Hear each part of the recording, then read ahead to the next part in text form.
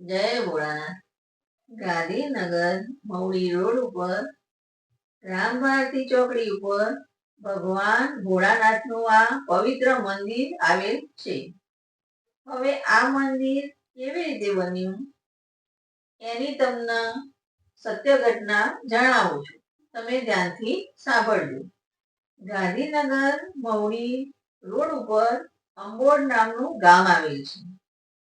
આ ગામમાં સુખી, સંપન્ન અને ધાર્મિક વૃત્તિવાળા જીતેન્દ્રસિંહ ચાવડા નામના રાજપૂત રહે છે. આ બાપુ સાચા શિવ ભક્ત હતા. તેથી તેઓ હંમેશા ભોળાનાથના દર્શન કરવા ઉજ્જૈન જતા હતા. એક વખતે એમને એવો વિચાર આવ્યો કે હું મારા ગામમાં ભોળાનાથનું મંદિર બનાવું. ઉજ્જૈન જઈ ત્યાંના મહારાજને એમને આ વાત કરી કે મારે મારા ગામમાં મંદિર બનાવવું છે. તેથી મહારાજ એક દિવસ અંબોડ ગામે આવ્યા. તેમને આ જગ્યા જોઈ અને બાપુને કહ્યું કે તમે મંદિર આ જગ્યાએ બનાવો.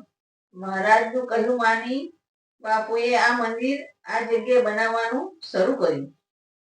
આ મંદિરમાં જે શિવલિંગની સ્થાપના કરવામાં આવી છે તે પારાનું શિવલિંગ છે. આ શિવલિંગની સ્થાપના ખૂબ ધામધૂમથી કરવામાં આવી હતી. એ વખતે હેલિકોપ્ટરથી પુષ્પવર્ષા કરવામાં આવી હતી. આ મંદિરનો વહીવટ પણ જીતેન્દ્રસિંહ બાપુના પરિવારથી જ કરવામાં આવે છે. તેથી દરેક શિવ ભક્તોએ આ શિવલિંગના દર્શન કરવા જોઈએ. અહીં સપ્તઋષિની પણ સ્થાપના કરવામાં આવી છે. જેથી તમે મવડી બાજુ નીકળો તો આ પારદેશ્વર મહાદેવના દર્શન અચૂક કરજો. આ પારાના શિવલિંગના દર્શન કરવા અતિ દુર્લભ છે, માટે દર્શન કરવા જોઈએ. જય ભોળાનાથ.